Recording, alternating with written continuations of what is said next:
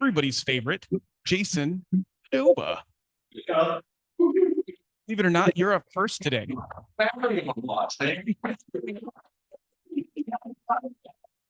Well, wow. This is like when I sing karaoke in my garage by myself. I just like I want to hear. I've actually witnessed this. Get a cup of coffee, buddy. Or get something. It's okay. I thank you. Very formal. You guys are very formal. You're very. You know what? We stick to it here, and we're very happy that you could be here, given that that snow. People are talking like it's the first time they've ever seen snow. Like we live in the desert. Oh, you guys. All right, we're gonna let everybody get settled. If you have not gotten food, Jason just brought. What'd you bring today, Jay? We've got a variety of bagels to choose from and some muffins and muffins. Muffins. Version of the muffin. We just call it muffin tops. I don't know if that means it's free or heavy. For it is Halloween. All right, guys. While Jason is handing some things out, I want to just I want to have a couple of quick conversations. Oh, look it, Nico's in the building, fresh out of Houston. Got some snow back with him. Nice job, dude. Well, I'm glad that everybody's going. We have a few things that I want to talk about. We're going to talk about them, but just a few things to keep on your radar. We did MREA again this morning. If you are not participating in MREA, are you participating in anything right now? Are you doing book clubs? Are you, Alec, when are you launching book club for the one thing? One more time? Are you launching the book club? Oh, well, it's a one-off class this Thursday. Okay. And I have a morning session, an evening session, and it's open to everyone. Thursday, as in this week, as in the 2nd of November. Okay. All right, guys, we're going to get going here real quick. We're going to make it happen. First up is my friend, your friend, everybody's friend, Jason Nova. Just for the audience at home. Okay. If you want. No, that'll be nice. Good morning, everyone. I was going to say for those of you that are good morning. My name is Jason. I'm so I love to meet you. Here with Cinch Home Warranty. And as I'm connecting with agents nowadays, they're asking me two things. What do home warranty? Because the old stuff is really boring. And why should we care? And we talk about why should we care. I was just running through numbers. Roseville, I think, was third or fourth in all the KWs. Soda with last quarter, $37,000 in claims that we paid out to your clients. So thank you. That means you have more clients and where things are breaking. And the idea is that says, hey, we saved our homeowner $37,000 in repair and replacement. So when people ask, what is the point of home warranty? Every one of those homeowners, when something broke down, instead of calling you, who's ever had a homeowner that after close they called you to call months? Yes. All right. Now instead of calling you, they call us, or when they call you, you can just say, call Jason, make your problems. And he appreciates calls really late at night. I do. I don't always answer the phone. I'm not the one who fixes the refrigerator when it breaks down, but we get the process rolling. So when we talk about why it's important, it's because our job is to make problems our problems instead of yours. And really help you smooth the process, because when your clients are happy, something breaks, they're mad. When something gets fixed, happy, it's a whole lot easier to ask for referrals. They're happy. Hey, John, let's see what happened to the refrigerator. So Jason got us a new one. Great. Who else? How does that make you feel? And they say happy. We say, who else do you know that wants to buy, sell, or invest in real estate and also be happy like you? So if we could move on to the next slide. Jordan, thank you. What's new? We are now the only company that has two different options when it comes to home warranties. You never need to leave the green family. This is our traditional family, where I always come and say the highest coverage was cost, still available. That's our traditional policies. They use a of our in-network service providers. So these are service providers that we've vetted, we've worked with before, we have working relationships with, that we know aren't going to go into the homes of your clients and try to gouge them for new products. What we call now called Bring Your Own Pro. As people came to complain, the biggest complaints we heard is we don't want to wait for your guys. We want to call somebody else. If the furnace breaks down, we don't want to wait 2 days for your guy to get here. We want to be able to call 7 or 8 different vendors till we find somebody to come out this afternoon. So we now have a plan for your highest demand clients. That's what we call Bring Your Own Pro, because you can work with any of the service providers that your clients choose. Super easy, simple. The big thing about the other side of the complaint, can we go to the next slide, please, Jordan? Really easy to see all the limitations, so they know what they're getting. But we have something called simplified terms. There are half a dozen companies in this market that do what we do. The biggest complaint we've had with home warranty companies in the past is there's too much small print. People don't honor claims, because if you read through a brochure and you don't know what it says, that's not by accident. It's on purpose, because it allows companies to deny claims. It allows them to do prorated coverage, which means if you get a new $5,000 furnace, they might only cover $300 because they said it's old. The whole point of having a warranty is to replace old things. So what we have is something called simplified terms, which just means here's what's covered, all components except those not covered. We don't cover the Wi-Fi transmitter in your dishwasher. Who's got Wi-Fi in their dishwasher? Yeah, you do. I don't know how you use it. It's a thing now, but we just said that's the only thing. So again, really simple. We just want your clients to know what's covered, what it's going to cost to get there. So simplified terms, it's a great way to keep your clients happy. It's a way to keep your clients from being confused and complain later on. Next slide, please, and I'll be brief. That's it. Just want to be clear again, whether you want a traditional plan or an easy Bring Your Own Pro plan, we've got them both. Here's my contact information. If you download again, we've got brochures in the back, super simple, but what I'd love to do is I'll follow up with a quick and easy copy and paste email. When you say, how do I present this to my clients? What do we recommend for coverage? Because they've got options. It's a simple 2 or 3 paragraph piece that just says, here's what's covered, here's what it's cost. I want to make sure that your clients have it's an easy process to recommend what we do, and to know that it's super easy to get a hold of me if your clients ever have any experiences or have any more questions along the way. So we're grateful to partner with you guys. We thank you for supporting Cinch. Please let me know. I'll stick around if anybody has any specific questions about this. If you have anything other than a perfect client experience, that's what I'm here for, is to make things all better. So thank you guys for having me. And Alec. That you can share with us so that we can use those. This is the first time anybody's asked me that, but yes, we do have social media posts that are simple to just copy and paste and post out. And I will put those up, a few of those up today, and follow up with you, but thank you. Look at that. I didn't know if I gave him a bagel, he'd come out and say something nice about me. Todd, yes. $37,000 in. That was for Q3. That's, and and you guys are sliding in. I'd love to say you were top in the region, but I look at the Lakes office and I think it was upwards of 100,000 last quarter. So that means things are getting paid out, and I'd love to throw out the numbers because people just wonder, like insurance, do you guys just deny all the claims? No. And a few of those big ones. So yes, it was 37,000 for last quarter from Roseville. So that just means you guys are actually selling some of these for us, and we appreciate you spreading the word. Thank you. And he's got 2 phones, like Kevin Gates. That way, if you want to try one and try the other one, you can find. I don't think anybody in here knows who Kevin Gates is. And did I have anything else? No, I did not. I spared the embarrassing slide that I was going to take of Nick, who. Oh, you got to give me that. No, I didn't do that. I wanted to stay professional and just say thank you. I know, like, and trust you, and I will spread the. That's the other thing we can share is the posts of Nick, who from here forward I call the Reverend. Thank you. Yeah, I was a reverend, and I wore it my time for the rest of my life because I look like somebody. Hi. One thing I want to mention before we jump into the next slide and before we bring up our guests that are going to talk for us today.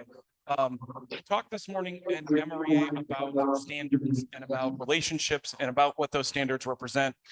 And what I'd like to remind everybody is this is a really, really great time for you to revisit what the standards are in your business. The people that you have relationship with, right? Your mortgage, your title, your home warranty professionals, your inspector. What is the standard that you represent in your business, and how are you relaying that to people that you're working with?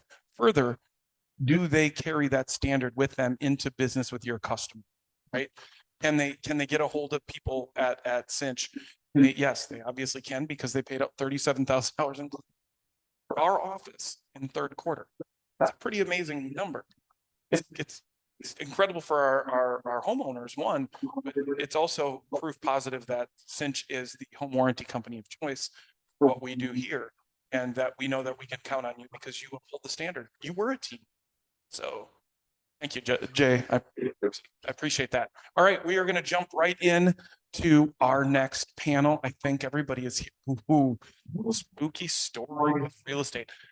I am willing to share mine. We will start with somebody else. Don't be eating when I tell my story. Peter, get it. Peter Hiller, ladies and gentlemen. I didn't clarify. And she asked me to do this, a spooky story. Is that transactionally spooky or blood and guts spooky? I mean, I would say that it could be Okay, either. we'll go with the blood and guts. I like Thank that. you. Thanks to the audience.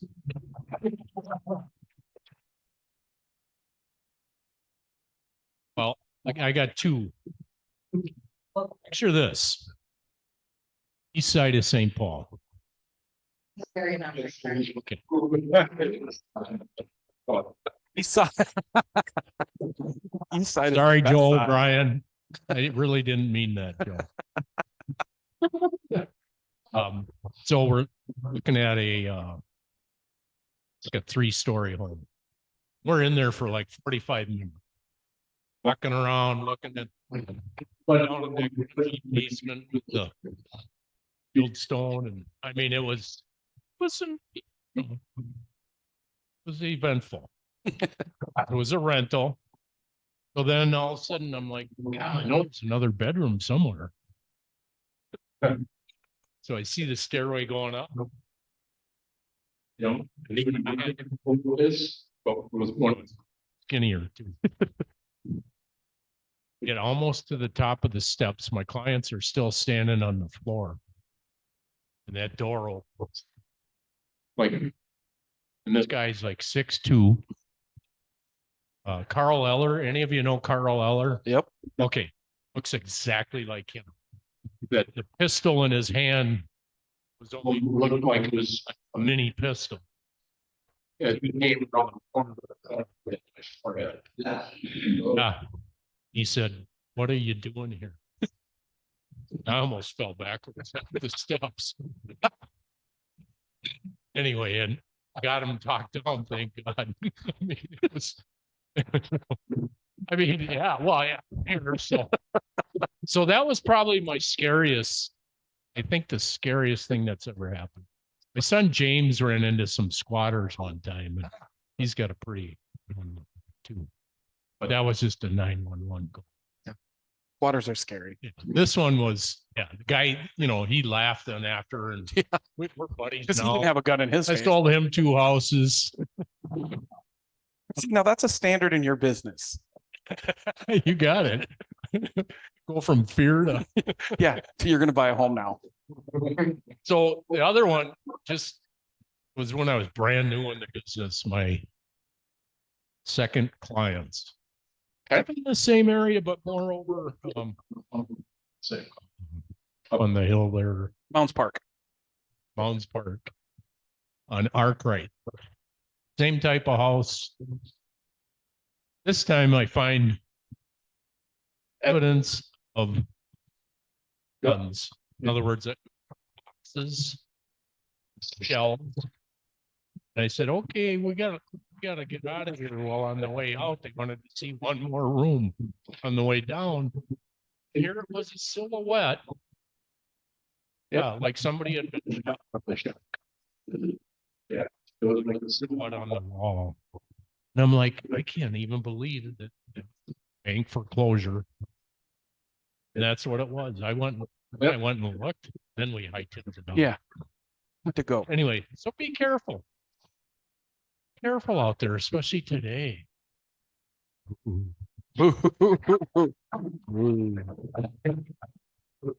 that really a murder house? It was, I did look it up. On something that can- And the weird part was they didn't do anything about it. Because it was banned. You guys- A lot of you young guys and new people don't know what that stuff look like. I found cats and bathtubs, I found it all. Seller disclosures about the. Seller disclosures. Seller disclosures and bank on property. To bank on property. That's why I never go basements anymore. There were squatters in it. Yeah. And I'm like, yep, never going into a basement and a house again because you don't know who's down there. Forget it. No. So now I literally tell my buyers, I'm like, you go first, I'll follow. It's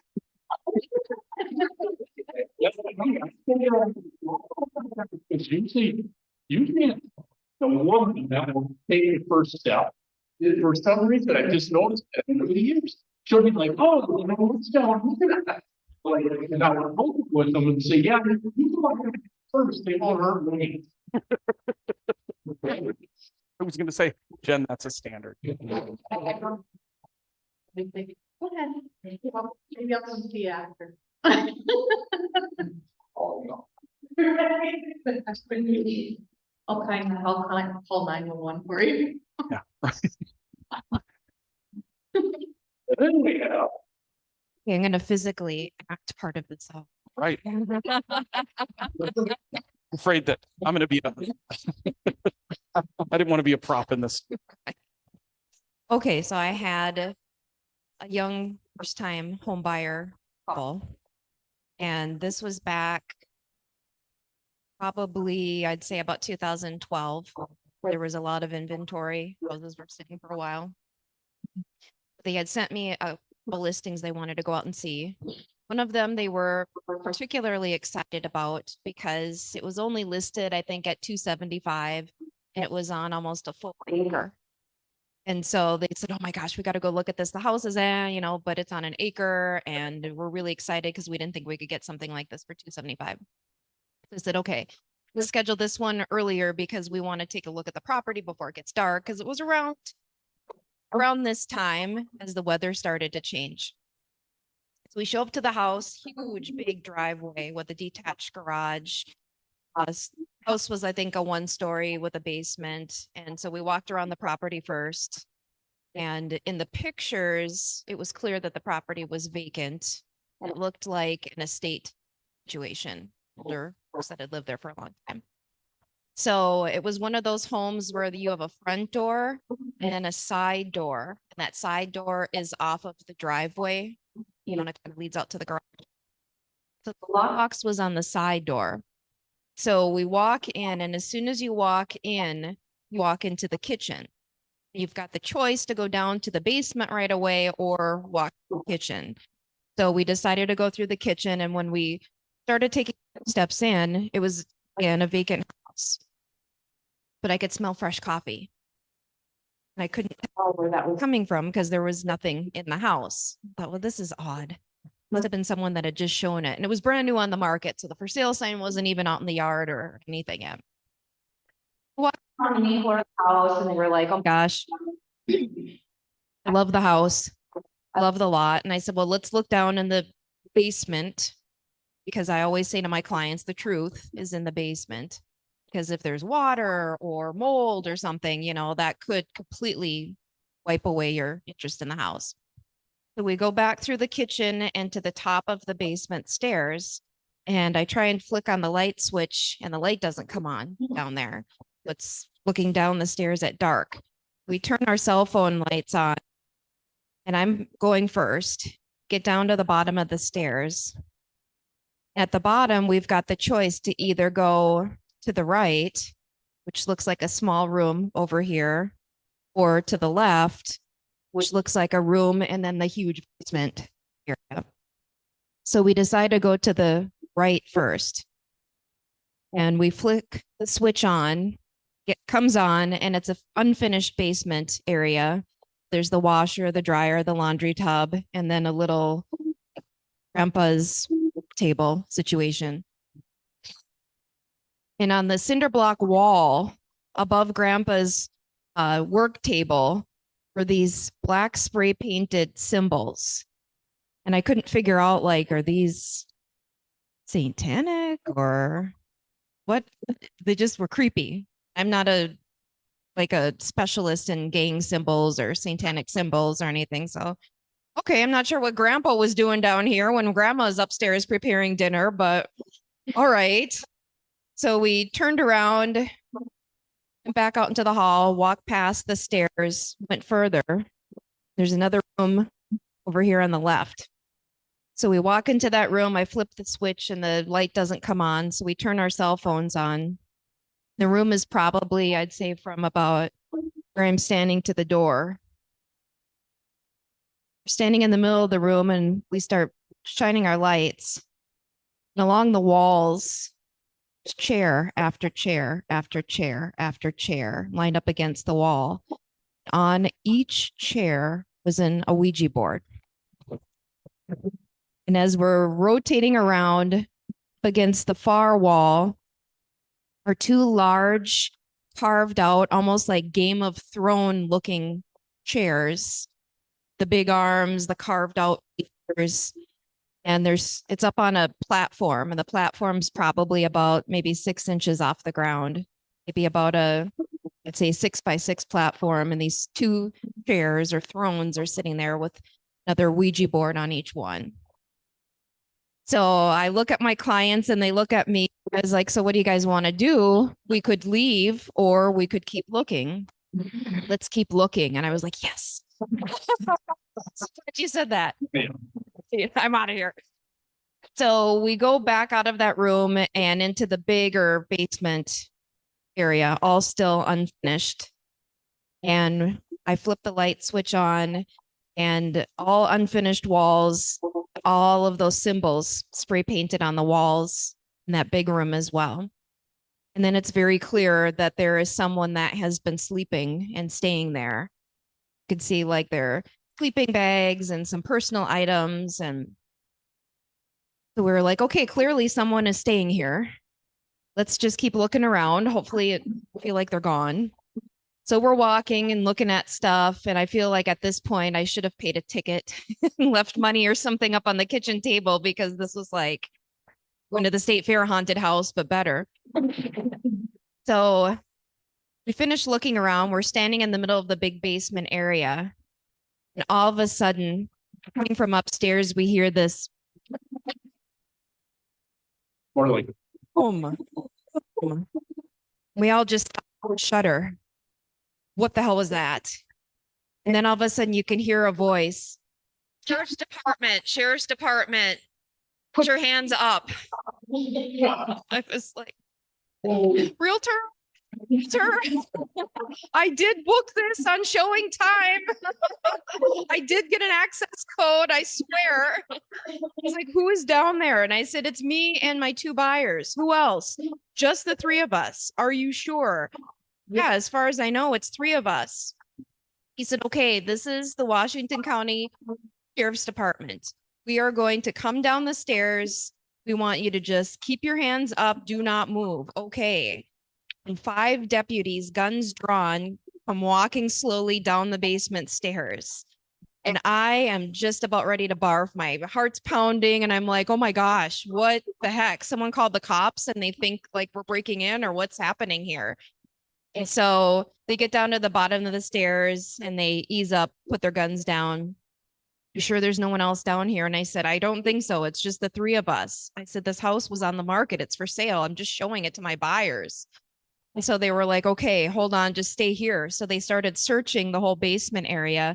We found a window that had been kicked out, and I could hear one of them say, oh, there we go. Here's the point of exit.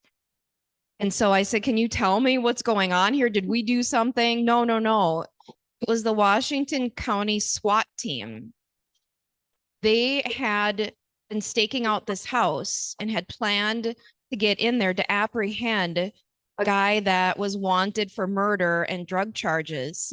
And they had realized that he was squatting in what was his grandparents' house. And they had no idea that the home was on the market or for sale. And so as they were preparing to get in to get him, we accidentally intercepted that and started showing the property. And then it became apparent, like, that's why I smelled the fresh coffee, because they said he was probably still in the house, was still in the house because we were casing it. He was still in the house when you guys got in there, but he escaped through the basement window. He said at this point, we thought that he was holding you for hostage. And that's why we kind of changed our method of operation. So he said, I think you guys need to get out of here because we got to investigate. So we go upstairs, go out that side door. And at that point, the whole driveway is filled with deputies with the big Bearcat SWAT vehicle, the whole 9 yards. And so I look at my clients and they look at me, and my buyer says, is it a bad thing if I still want to put an offer in on this? No, you're not doing that.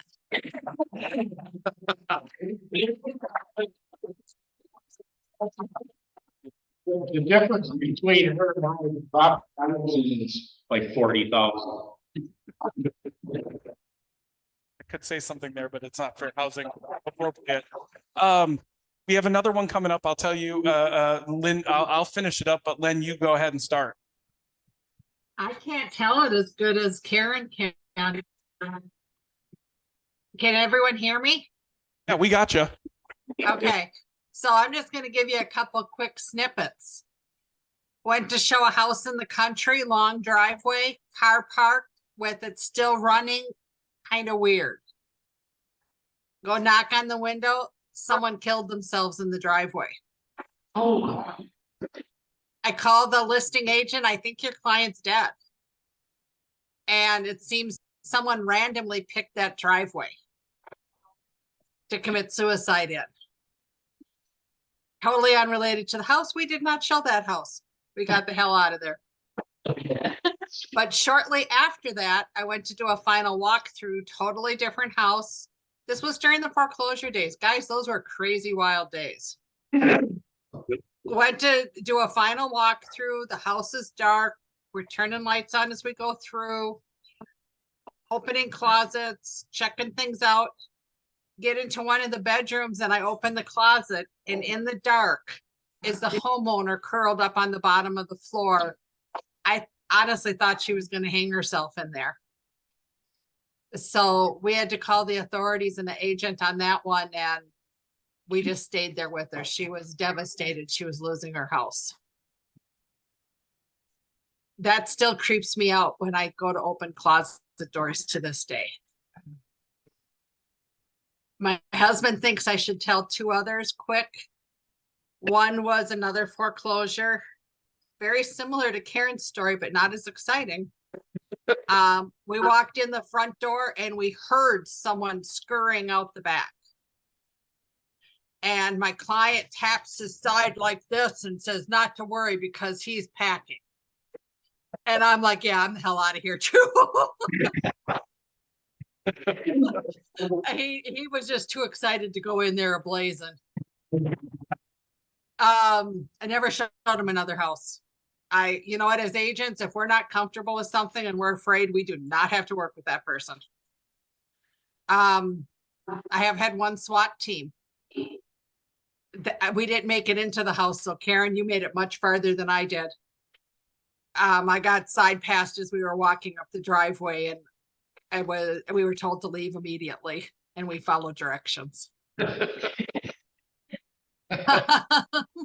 If you do this long enough, you will have some stories.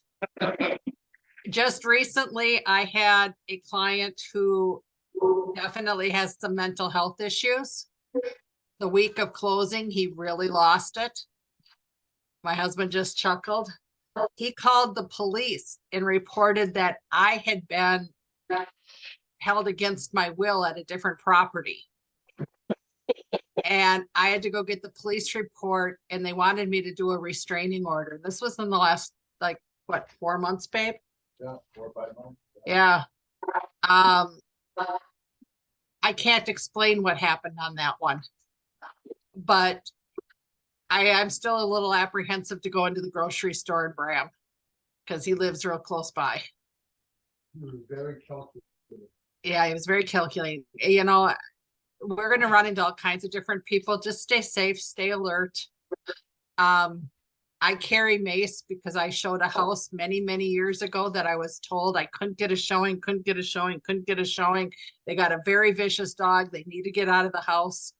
Finally, I got the showing. I walk into the living room and around the corner comes his dog. I walked back out of the house one step at a time backwards. The dog took one step at a time forwards. And I made it out, and I've carried mace with me ever since, not for people, but for those maybe doggy visits. So I think I could write a book. Hopefully someday you can write your own book. It just means you've stuck around in this business long enough. That's it. I gave short little snips. Thank you, Lynn. I got two of them. One is one time I did a transaction with an EXP agent. That was the horror story. Sorry, that's Did you get it? Oh, no. Well, that wasn't very nice of me. I was showing a property in an investor special in Anoka. It's right by the river. And the guy that I was showing it to was a big early contractor. And we were showing the house, and the house hadn't been lived in a while. They had originally intended to tear it down and build, to repurpose that land. It's right on Main Street or on 169 there, Ferry. Anyway, so we get into the house, and the house is old. It was built in the late 1800s. It's been rehabbed a few times, but it hadn't been in probably 20 or 30 years. And so we get to the house, and the house is kind of funky anyways, but it's like a lot of old houses. It's got stuff everywhere, and they hadn't moved out and everything. We get into the basement, and the guy's he's thinking that the house is in condition for him to buy. And we get in the basement and come down the stairs. It's the Fieldstone foundation, and we hear what coming from underneath the stairs. We hear kind of like a growl, and like Karen, we have to take out our cell phones to get the light in it. And there is a man-size eating rat poking its head out of a hole.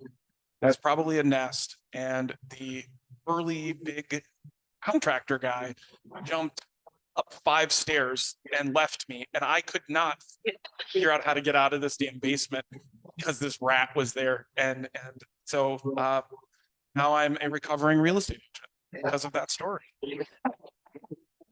And I have another one, but we're not going to share it here. This is for a podcast or something like that. The one that I have is just is funny. So anybody else? All right. Well, one more. It's scary though. give it to us, Peter. You guys all know Mike Robbins. Well, he had knee surgery or hip surgery, I think. I took all of his properties for him. I don't think he'd mind me telling this. So the gal, the listing we got is across the street from daughter. So the mom passed away. The daughter lives across the street. Get it listed, and then I get a call. Someone wants to see it. I'm like, okay. So I called her and I said, yeah. She said, well, I'll run over. She goes, it looks like someone's been living in there. There's like wrappers and all this. And so I looked, and we hadn't had any showings in the previous few days. So I was like, that's probably not good. So I talked to Michael, I think, and I can't remember all the details. Well, anyway, this gal called her son, who's a big burly guy. So he goes over to take a look, and he says, well, yeah, the door was open, side door was open, and there's a car in the garage. They're parting out the car. Police. So then the police got involved. So yeah, they used it for taking the car apart. Anyway, I didn't show it that day.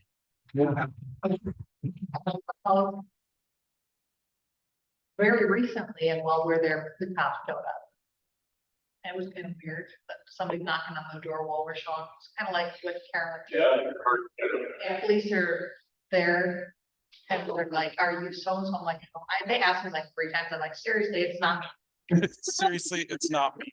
I'm not here to meth around. All Yes. right, Jordy, what's up next? Oh, how do you want to talk? The video.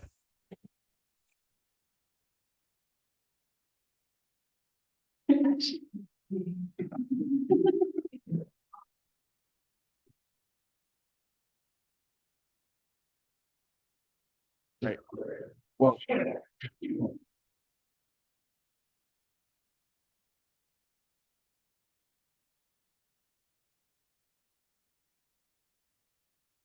Be a really small discussion. It turns out a lot of people wanted to have that discussion, and it's getting lots and lots of traction. Most agents are really great at building their real estate teams and generating income, but the skills that make you a great real estate agent, they don't make you great at wealth. They don't make you a great investor. We break down a component of how you can leverage your real estate business to create massive wealth in your life. We've also got a back-end learning portal where all of our videos, our trainings housed. So when someone joins our community, they end up with like 50 hours of content they can start getting into right out of the gates. Additionally, we've got a really dynamic Facebook group. So you got a question, you've got 200 or 300 people that are all working on your problem, a tribe of like-minded people that are on the same wealth journey you are. We've got a really high-end mastermind. For those folks that are really established in their wealth building journey, but are looking to have a different conversation around estate plan, taxes, and just your overall wealth strategy, some really complicated concepts. No matter where you are on the journey, we've got something for you, whether it's the community or whether it's the mastermind. We hope to have you be a part of KW Wealth.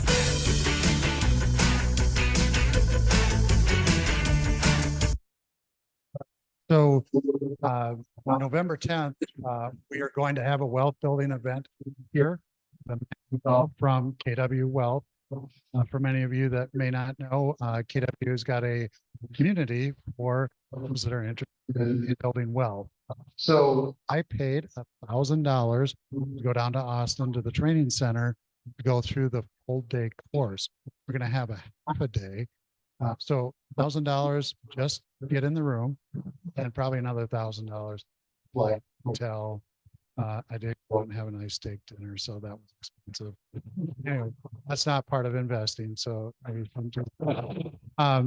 anyways, Amanda is great.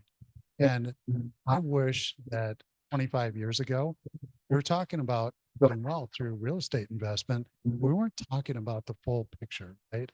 There's a whole lot more to it. So when you get into the room that morning, we went through a scorecard. So here's a wealth plan annual score. And here's just some of the things. So net worth increased or decreased over the last year, right? I'm going to ask you to score yourself on that. When you talk about risk mitigation, do you know your current liabilities for bodily injury? Do you know what your coverages are for your auto insurance? Do you have an umbrella policy? Have you looked into lawn care coverage for yourself, right? You looked into life insurance, a vehicle for wealth creation. Most people just skip over that one. That is permanent insurance. Do you have a properly documented will? Do you have properly executed trust? Let's see what else we got. Are you operating as a business entity or an LLC or an S corp? Are you funding your SEP IRA? Do you have an HSA? Segregation. Know what that is and what benefits that can bring to you, especially as a real estate professional. Know what a 1031 tax deferred exchange is. Are you familiar with the Augusta rule? Right. So there's a lot of different things that you report on. That part of this is not just, well, this is another class about how to invest in real estate. And I think a lot of you would say, I know how to invest in real estate. I don't need that class. Again, I wish 25 years ago we had this so that I could have learned a lot of these things. Now, I'm fortunate to have been able to sit with Gary a number of times for the last decade or so, and I've learned a lot from him because he talks, when he's talking to us, he's not talking about this how you run a B2B franchise. Here's the things that I want to teach you about wealth creation. And I've been able to go back and implement some of this stuff. So that's what Amanda's going to teach. Now, again, $1,000 for me to clear that room. She's going to go over all of the high points. Obviously not going to cover what you can cover in a full day, but we're charging $54. We moved the event to this room here, so it's going to be easy for all of you. And I really want you to attend. But I personally am going to cut that more than in half for all of you. If you're interested in going to the event, and again, Mark, Jason, you guys want to go, $25. But there's a limit to that. I'm not going to tell you what the limit is. So the first X number of people that sign up, we're going to get it for $25. So let me just ask you, $1,000 plus travel, $25 to learn what I learned that I've done. So hopefully you can all make it. Thank you very much for that. One of the things that I want to mention in this, you guys, is there are a lot of real estate companies, right? We're all aware of that. None of you are unfamiliar with other real estate firms, right? Right? Yes. Thank you. There are other real estate firms. One of the things that I wanted to see from KW when I was an agent here, and that has been building over the last 15 years, is real estate for most of us isn't just about real estate. Real estate is a more holistic approach to your business. What you do is help people buy and sell real estate or invest, correct? But ultimately, you guys, when you work with a company like Keller Williams, and it's just, I'm not going to throw a whole lot of shade at other brands. One of the things, as you guys know, I have a lot more experience than most of you in dealing with some of those. Here's my thing. We at KW have created a holistic approach to your life. You have agents that work for other brokerages that have been on the treadmill or on the hamster wheel for 30 years. I know some of these people. Some of you know these people. They do good production. They do it consistently. But guess what their brokerage never did? One, they never said, we're going to cap you. We're going to keep taking money from you. And two, we don't actually want to show you how to not need us. Uri Keller has created a system in which if you bought the book, followed the book, you could do this no matter where you are, who you are, or where you're at. So take this holistic opportunity, take Todd's generous opportunity to jump into this. This was something that we wanted to do, the team leaders in the Twin Cities started to talk about. What can we do to start to change the conversation for you guys? We talk a lot about leads. We talk a lot about business planning. But what does your wealth look like? Do you want to be on the same hamster wheel forever? How do you feel like you're on a hamster wheel? Sometimes I feel like it. Sometimes I feel like it, especially right now in the middle of your career when you're starting to set up the end, but you're not paying attention to the activities. One of the things that they said in this, and the goal is that people that are participating in KW Wealth at a high level, their goal is $50 million in asset value. That's crazy. Right? So let's start thinking about what that looks like, you guys. We'd love to have you. We're grateful to have it here. We're going to be able to spend a little bit more money on good food instead of boxed lunches. Carrie messaged me as well and said, we're down to 5 free tickets today only. 3 today only? That's funny because as I'm putting it in, it says it's free. Yeah, like- Yeah. I'm the only one that, you know,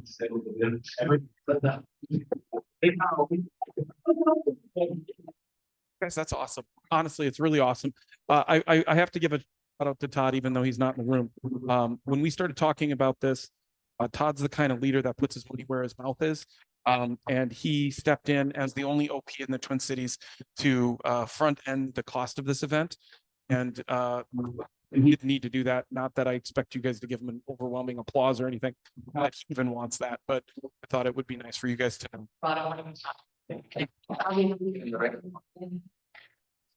He just looks. What I think is interesting about Todd that he's not in the room right now is that Todd is a pragmatist that does the things that you should do and ends up with the results we wish we had. I decided I wanted to come and be a team leader and I wanted to work for somebody. I chose to work for Todd because of what he's built by just doing the activities. I'm committed to those. There's a lot of people that will jump on social media and tell you that they're making great money. We know some of them. This is somebody that I chose to follow because he's not flashy. He's doing it and he's constantly giving back and feeding into his people, not just you guys, but his leadership teams. And so show up on the 10th. Amanda's incredible, and thank you to Todd for all of it. Go ahead. I mean, we sign up. Yeah, if you go in and sign up on the QR code, we'll get you. Yeah, we'll get you signed up. Steve is in. Steve is in. So you're in, brother. Here you are. All right. Moving on. DJ, come on up. Okay. Hello. Just two things, easy. It's from SPAR. If you notice it today, the launch on-demand education. It's gonna be online, so be prepared. Don't wait for receive anything else before the. This is a new initiative because a lot of people ask for online education and they decide to do it. So there's a video, then probably Jordan can send it to you guys in how to log in, how to follow the instructions, because if it's a CE, we have a lot of restrictions, and my friend here can tell us they are so strict when we take CE classes online. The other thing is SPAR is getting the annual award nominations. Easy, you know somebody, you admire somebody here at the Market Center, nominate them. Like in my mind, is like Grant. All what he does with the kids, and this is strong and all his marketing is awesome. So let's nominate ourselves and see. I mean, SPAR, put it in the website, put it everywhere. There's a good thing to do marketing just because we're doing great things. It can be awesome. The third thing is leadership SPAR program. I can talk about that leadership program. I took it this year, and what they do, they give you first free tickets. Like for example, the United Convention. If somebody attend to that, it's awesome. Minnesota Realtors put together. It's one of the biggest conferences that we have here in the state, Minnesota Realtors. They give you a ticket for free. They give you every event, then we have to pay at least 75 or $100 or more. They put you in that list and they give you for free. What they want to do with this program, just to be prepared, be more involved, and also be part of the committees. And that way you can know the leadership team about SPAR. Who knows if someday you want to be part of those leadership programs. So take a look. It is not demanding.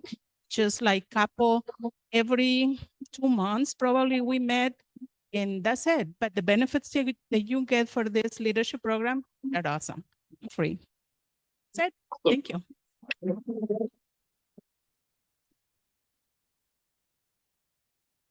And really, genuinely, we appreciate all that KJ does and keeping us informed and talking about what's happening within our industry. Sometimes we get lost with all the other things.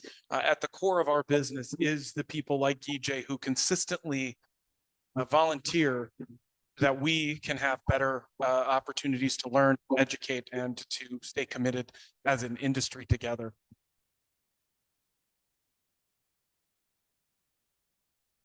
All right, business with your broker, Lynn. Hello. Hey guys, I'm sorry. I left my driveway, made it about 3 miles down the road and turned around and came home because everything was glare ice. It was rough out there. Kanabec County is not known for plowing. Jordan, I gave you some slides yesterday. Can we? Awesome. We're going to go through these really quick.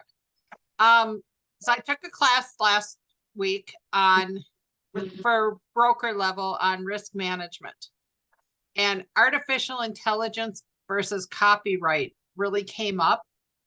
And I thought it was interesting, but I don't know enough. I'm gonna kind of make it my winter goal to learn more.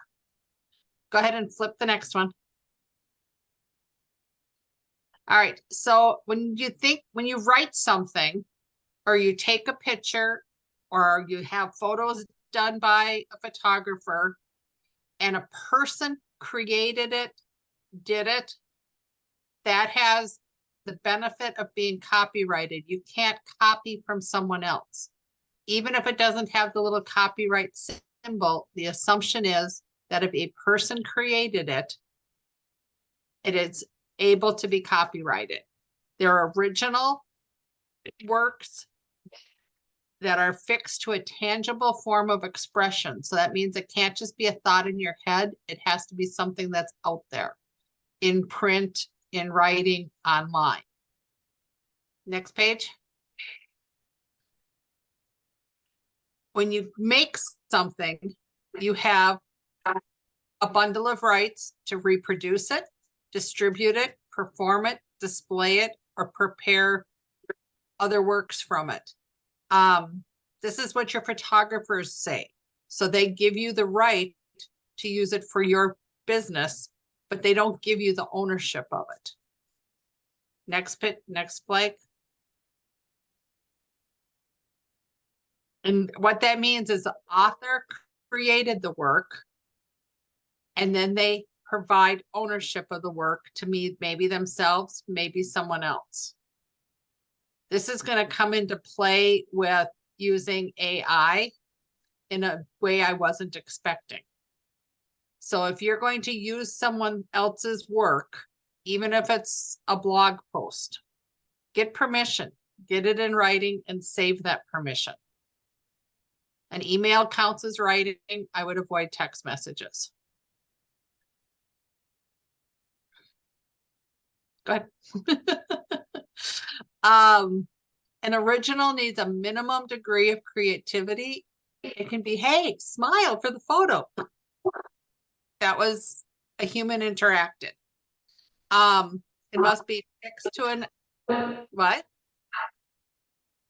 Oh, it's got to be not just in your brain, it has to be on paper, online, something, and the authorship has to be human. AI is not human. Go ahead and do the next one. This was the first case of if this could be copyrighted. Was there any, this was a lithograph, and someone wanted to say they couldn't make copies because it belonged to the person who did it. And the court in 1884 said, yes, that can be copyrighted. And that's where that is the photo that made our copywriting what it is. I thought that's kind of interesting. All right, back to just having some sort of human creativity. It is not creations of divine beings, which is when they're talking about AI. So AI is not protected. Next page. This is the first book. I'll be honest, I don't know what it is. Where it went to court and they said the photos were AI, but the words had a human touch. So they allowed the words to be copyrighted, but not the photos, because that's not a real photo. Go ahead, next one. And then this is the case from Getty Images, which I'm sure most of us have used Getty Images. One of the AI platforms downloaded all of Getty's images, because they're free, into its platform and used them as part of its intellect collection. And they lost. Keep going. All right. The Realtor Code of Ethics. AI is making it so these two articles are easy to cross the line. I showed a house to an out-of-town buyer a couple weeks ago, 2.5 acres. The pictures were green, luscious, golf course type grass. We got there, there was not 2 square feet of grass. Someone literally had put sod into the pictures or grass into the pictures, and it was nothing like what we saw. It actually made everyone pretty angry.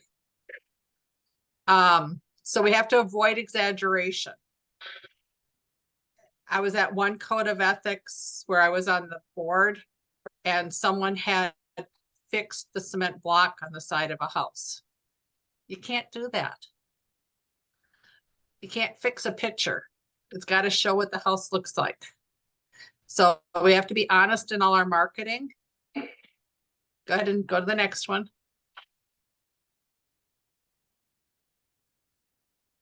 Okay, best practices, AI, review it. Don't assume it's right. Don't use AI to create work that you want to be able to protect. If you're running a blog or some sort of Facebook post or something where you want to be able to say, this is mine, don't use AI. AI has no protections. At the same time, don't assume that someone used AI and just wasn't creative. Always get it in permission in writing. I've had a couple people recently show me how to use AI and what they're using, and my sister even made a Facebook post for me using it. It sounds better than I sound. The wording and stuff, I mean, it was warm, it was friendly, it was inviting. I tend to be a little cold. I was really kind of surprised. I thought I'd be able to say, oh, a computer wrote that. And really I couldn't. Next page. Then we're almost done here. They also said protect your personal information. That if you're using an AI platform, regardless of what it is, and you're feeding it information, it can use that information for someone else. That's what the Getty Images was all about. It learns from you. So if you share your personal information with it, it might use a reflection of that information for someone else that's asking an AI question or wants something written. I thought that was kind of, at my age, I thought that was kind of freaky and gross. So I don't want to put a picture of my grandkids into AI and ask them to describe it type thing. I want to be very careful that it's nothing about me personally. And then always seek professional advice. Don't use AI instead of an attorney. They're showing that people sometimes feed AI incorrect information and it reflects out when someone else asks the question. Go ahead. We're probably almost done here. Yep.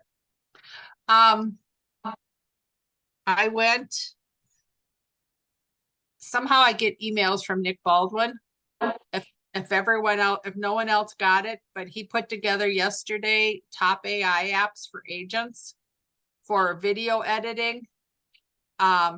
He had Opus Clip, Hippo Video, WiseCut.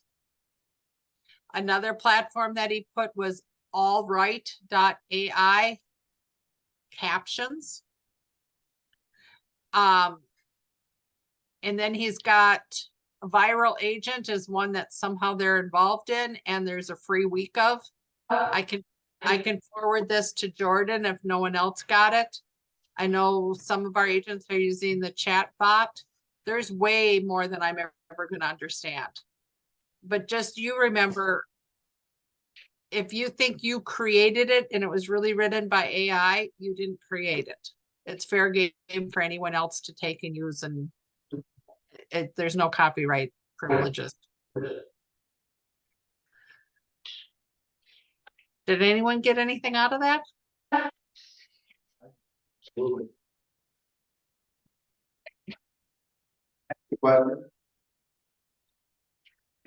Then we have a question. Okay. Right. Number 4 here, protect personal information from being shared. How do you do that? You don't feed it your information. Okay, so it's just not inputting it. You know, there's way too many platforms, and literally I want to spend my winter trying to learn some of this. I'm not going to learn it all. I'm a dinosaur. But how it was explained is like, if you feed it your database, you gave away your database. There's, it would be better to create something in AI and import it to your database for sharing out than the other way around. So there's no protection of, this is my AI and this is my work platform. AI is like the internet.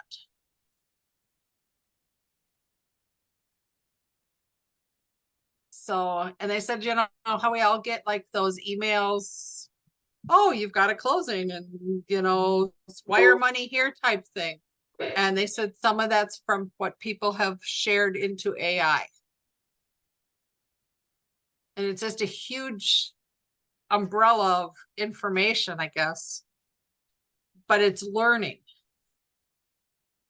And be careful what you teach it.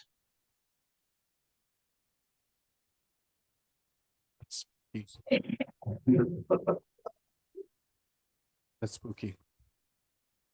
Yeah, spooky Halloween. It is. Actually, it was a 1-hour class, and I mean, it was pretty amazing. I wish the slides were a little more exciting, but it was, listening to the people talk, it was like, oh my Lord. We are opening up a whole new, it's almost like getting introduced to the internet all over again, only it's this. Pandora's box. Yeah. All right. I probably have more questions than you guys have.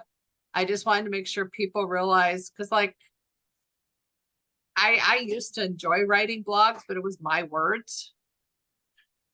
AI would make it so easy, but then anyone can take it and put it on their blog. Because there's no expectation that it's mine.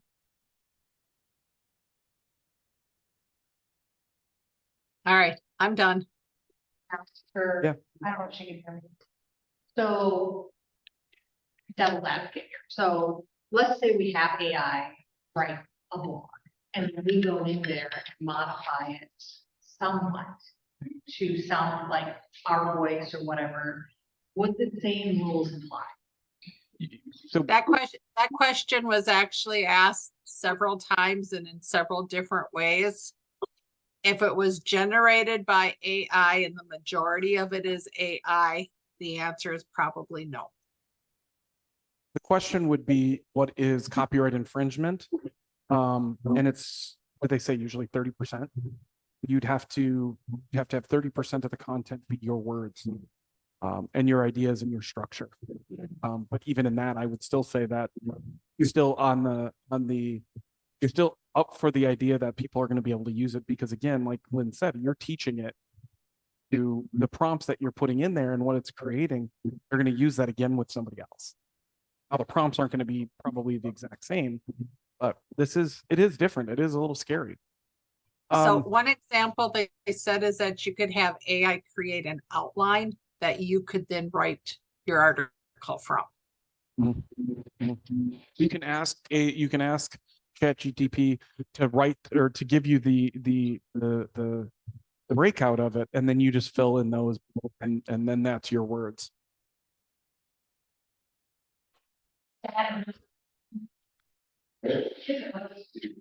Seriously. They have ways to, and they have a way to scan. My daughter's in college. They have a way to scan with work, and they can detect if it was not AI. So people, I mean, somebody wrote right, they just failed. And They actually talked about that there's AI little, I don't know what we want to call them, spiders out there in the internet world. And that's how photographers are finding that you're using their photos or sold their photos. And like you say, that's how they find that, you know, you copied someone else's work. And there's monetary fines. I didn't include the slide, but there's actually a process that if you're notified, you immediately have to take everything down in order to try not to get a penalty. Jeez.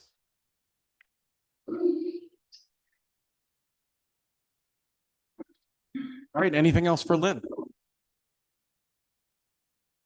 No, thank you very much, Lynn. We appreciate you. Anybody else have scary stories? All right, guys, thank you for being here. We went a little bit long, but we appreciate your faces. Go out and help somebody today, change somebody's life. Go out and kick some ass. What is that there? Oh, we remember